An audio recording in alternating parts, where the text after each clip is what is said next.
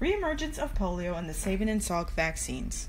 Polio or poliomyelitis is a single-stranded positive-sense RNA virus that is highly transmissible and destroys cells important in controlling movement. Symptoms include flu-like symptoms, and there is currently no cure for polio. Polio is transmitted the oral fecal route and primarily via with contact with fecal material.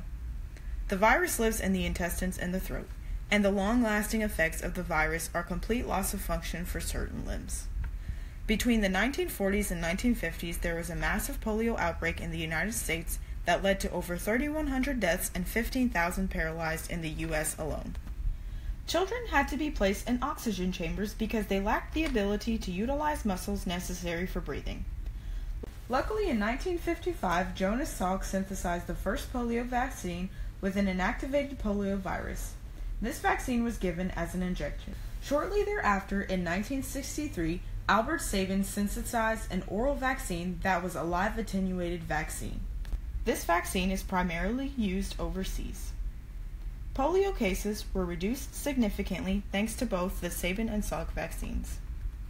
For the U.S., polio cases were reduced by 100 per year in the 1960s and 10 per year in the 1970s.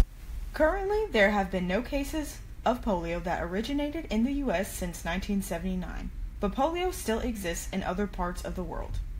This is partially due to not utilizing the vaccine. 3 countries still suffer with cases of the polio virus. Due to the number of doses and other various reasons, some parents do not continue to vaccinate their young.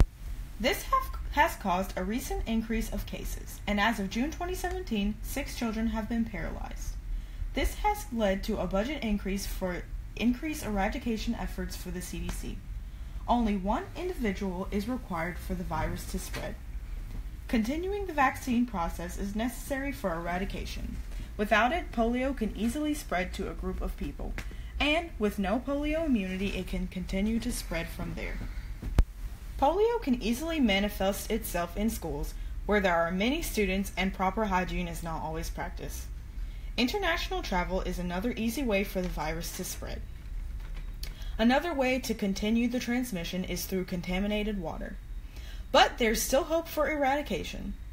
Awareness is a way to help to spread the word about effects and prevention of the polio virus, along with educating the public about the importance of the vaccine.